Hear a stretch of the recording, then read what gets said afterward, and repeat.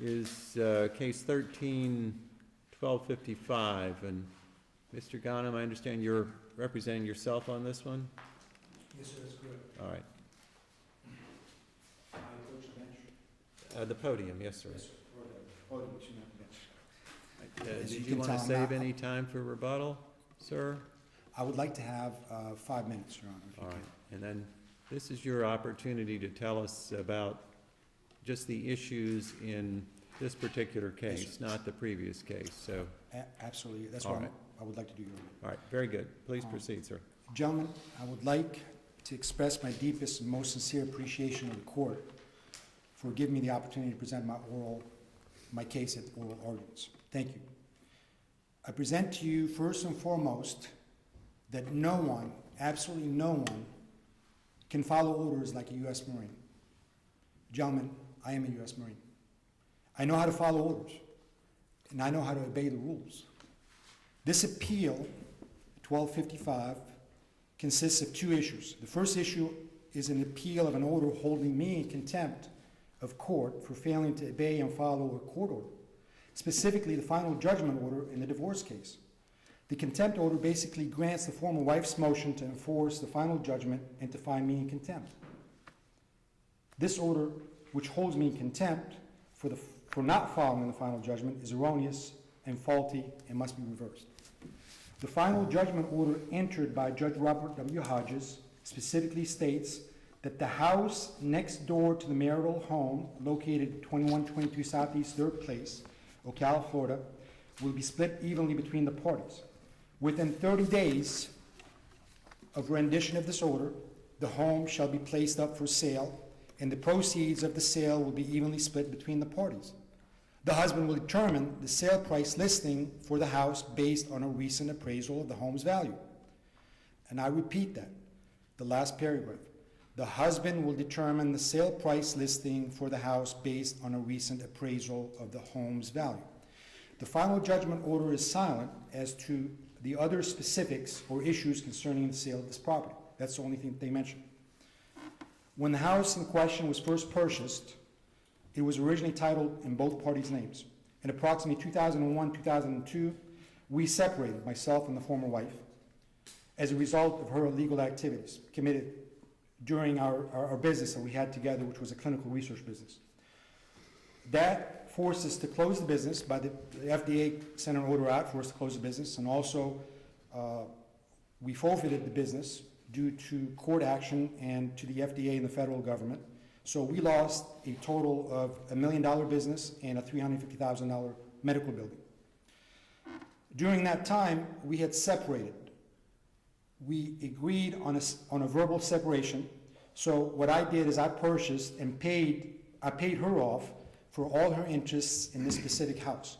There is a check that I gave her that is included in the record. It's page number 351 of the record on appeal, if you'd like to take a look at it. And you'll see her signature on the page. Oh, I'm sorry, on the page and on the back of the check.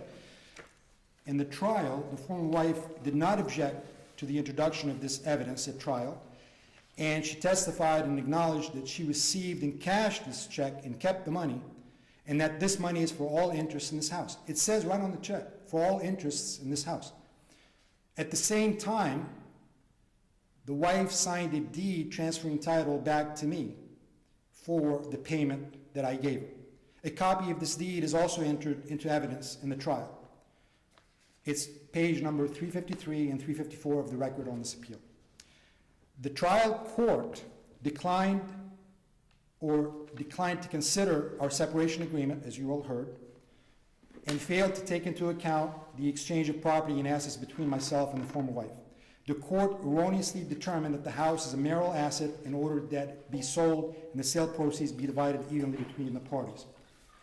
The former wife's second motion for enforcement of the final judgment, entered October 24, 2012, and for contempt, seeks enforcement of certain provisions of the final judgment. Specifically, requests for an order, and right on order, the first paragraph says, to compel me, the former husband, to list the 3rd Place home for sale based on a recent appraisal of the home's value. The second paragraph, to find me, the former husband, in contempt as a result of his willful and reckless disregard for this court's final judgment. Prior to the former wife's motion, I followed precisely the provisions of the final judgment concerning appraising, listing, and selling the house in question, 2122 Southeast 3rd Place house.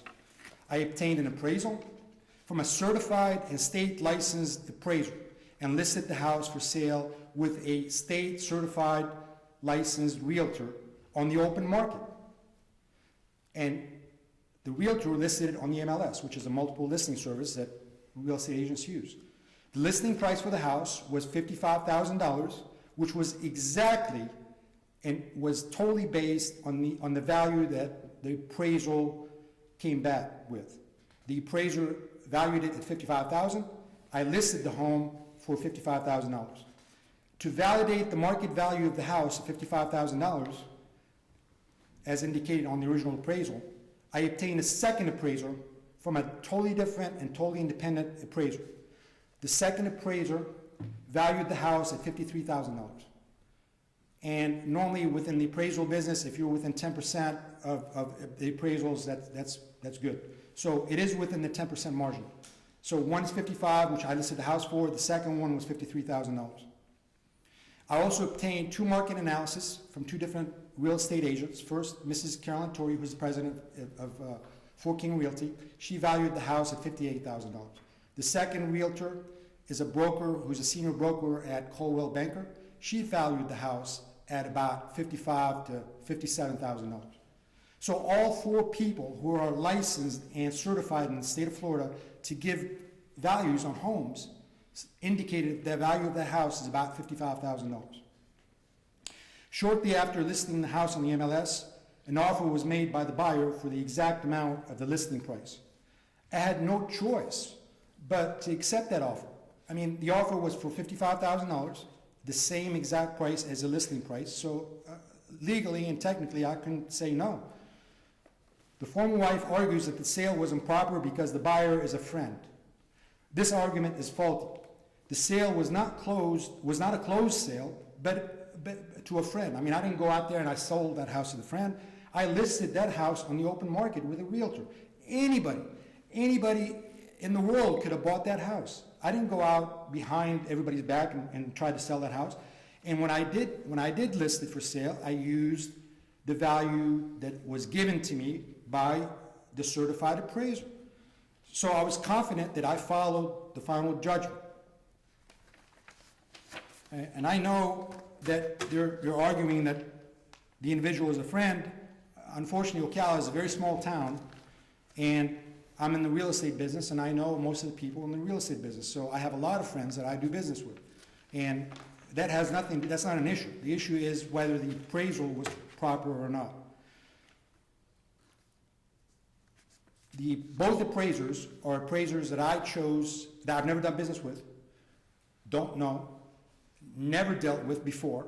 I picked them out of the phone book. I just picked up the phone book, called a whole bunch of people, and the first one that responded, Mr. Charles Rickhold, he was a state certified appraiser, had a big ad. He says, I can do it. And I can do it the soonest. I had other individuals bid on it, but he's the soonest. So I picked him. I contracted with him.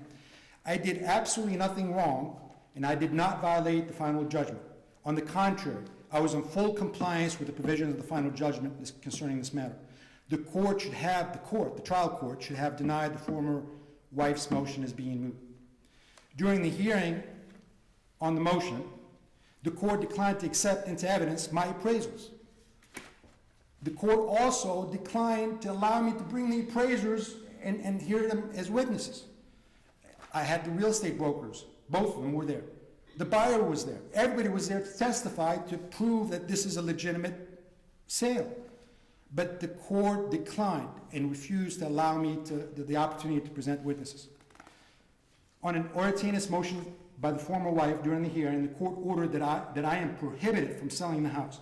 The court's order provided that the former wife shall obtain an appraisal of the house, and if I am in agreement with the former wife's appraisal, I shall list the house for the amount of the highest appraised value.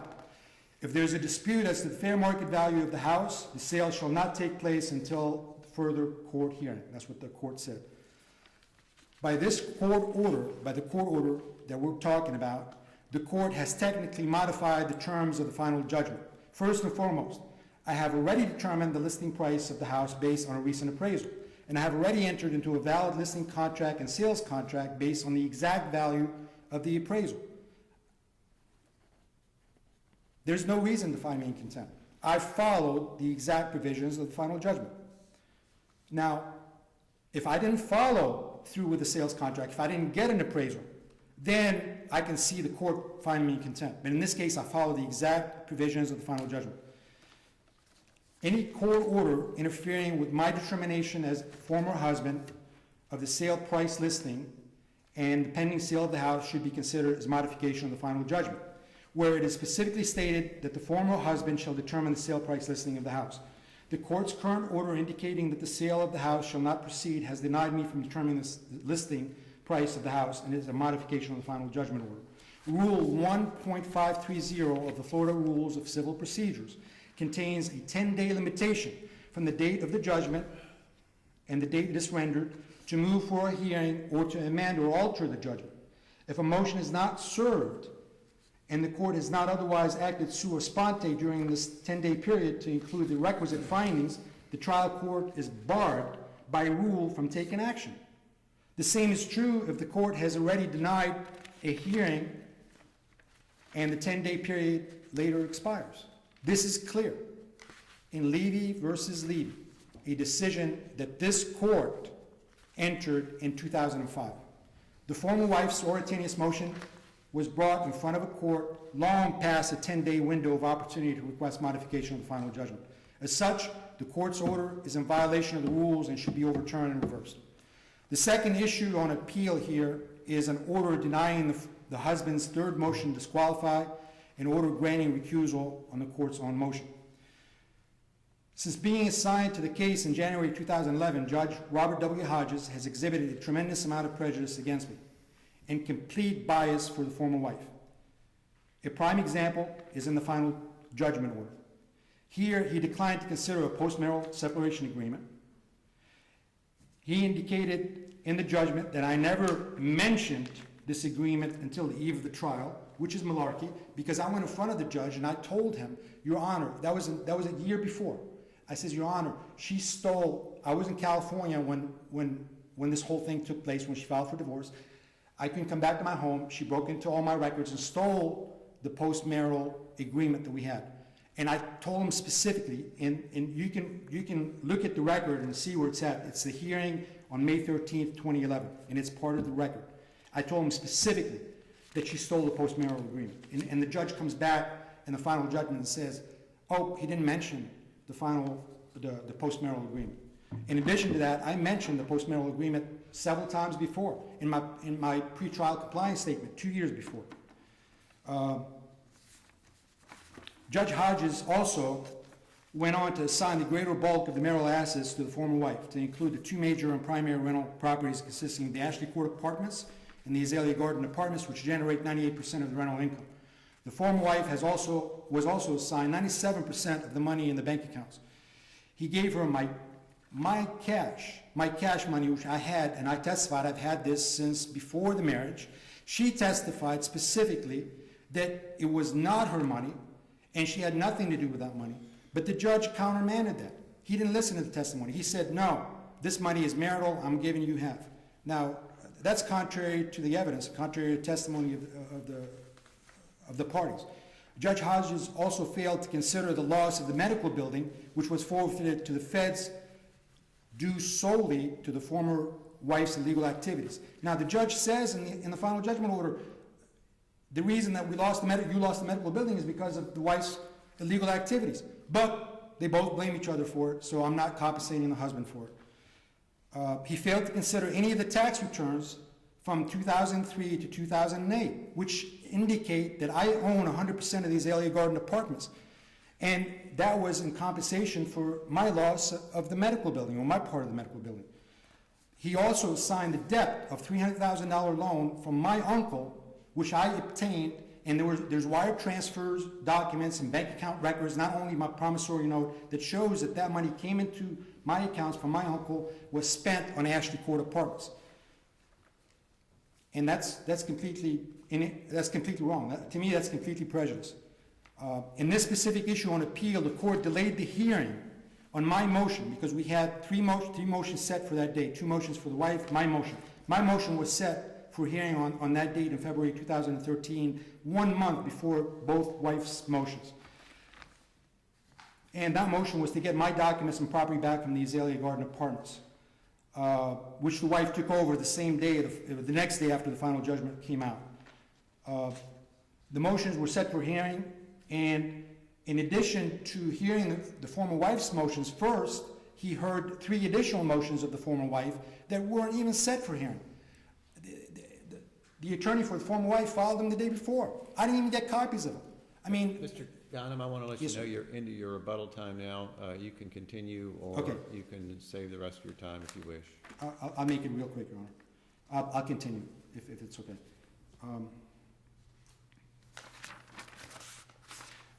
After the hearing, judge said we don't have any more time to hear your motion, go ahead and reschedule. I attempted calling, I did call the JA several times, and she never responded back to me. I left messages, please call me back, this is Mr. Ghanem, I'd like to reschedule. I also went to the judge's, I wrote a letter, since she never called me back, I took it to the judge's office, I had it delivered. I delivered it personally to the judge's office, and the signature sheets, anytime you deliver something to the judge's office, there's a signature sheet of delivery sheets. It shows in there, and it's part of the record in this appeal, it shows where I actually delivered the request for hearing dates. Not once, but twice. And the judge, in his order, indicates that I never contacted him. Now, I mean, he's lying.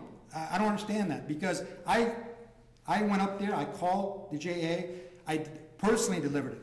And I had to get those documents and sign-in sheets by a request, open records request, public records request to the Marion County people that take care of the building. So I got them, I filed them in the court, and it shows that I did go up there. I did send the judge. The judge was lying in his order. I did contact them, or attempted to contact them to try to get a hearing redone. The motion was legally sufficient. The motion that I filed to recuse the judge was legally sufficient and was in full compliance with Florida Statutes 38.1 and Florida Rules of Administrative Procedure 23.30. The statutes and rules indicate that in the order for the motion to disqualify, I have to show fear. I did show fear. The judge did not hear my motion that was scheduled for hearing. Plus, he refused to reschedule my motion. I had no choice but to file this appeal. I have absolutely no choice. I had to file the appeal. The other issue that I've got, Your Honor, is the one additional issue that I've got in additional motions. They filed, the former wife's attorneys and the former wife, the appellees, filed a motion for appellate attorney's fees. I do understand that the court can award attorney's fees by the rules, but the rules also provide that it should be based on the party's ability to pay these fees. I urge the court to look at the chart, which is Exhibit A, which I included in my response to the motion for attorney's fees, which shows specifically what the final judgment assigned. And it goes item by item, and it shows that I received $82,330. The wife received $2,091,791. That is a travesty, Your Honor. Right now, the only thing I've got coming in is my disability, military disability payment, and I don't even have enough money from month to month to continue. I have to borrow money every month to do that. Thank you. All right, sir. Mr. Bogdanoff? Thank you, Your Honor. There are only 2 issues raised in this particular appeal. The first issue relates to, as partially framed by the appellant in his brief, is whether the trial court had jurisdiction to enter the enforcement order, and related to that is whether the court abused its discretion, since it did have jurisdiction, whether the court abused its discretion in entering the order, which it did not. And then the second issue relates to the motion to disqualify. I'll address the second issue first because I think it can be disposed of quickly. The former husband's motion to disqualify was denied, but on the same day the former husband received the relief he sought when the judge sua sponte recused himself. So the former husband did receive the relief he requested. Furthermore, the trial judge made the ruling in this case on the enforcement order on the record at the conclusion of the hearing on the motion for contempt and to enforce. He made his oral ruling. It was memorialized a few days after the motion to disqualify was filed, but under the decisional law that we cite in our answer brief, that's permissible, so long as the court simply memorializes a ruling that the court already made on the record. That's not inappropriate, and the court can do that. And that's what happened in this case. So there's no harmful error in connection with the motion to disqualify. The former husband received the relief he sought. Even though the judge denied his motion, the judge sua sponte granted the relief that the former husband sought.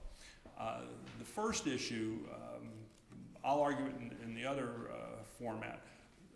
Did the court have jurisdiction? The answer is yes. The court not only reserved jurisdiction in its final judgment to enforce, but under the rules of civil procedure and case law, the court has jurisdiction to enforce its orders. In this case, there was a hearing conducted. The trial judge heard evidence that this piece of property that the court ordered in the final judgment to be sold and the proceeds split evenly between the parties, this piece of property was valued at trial, stipulation of the parties, at $130,000.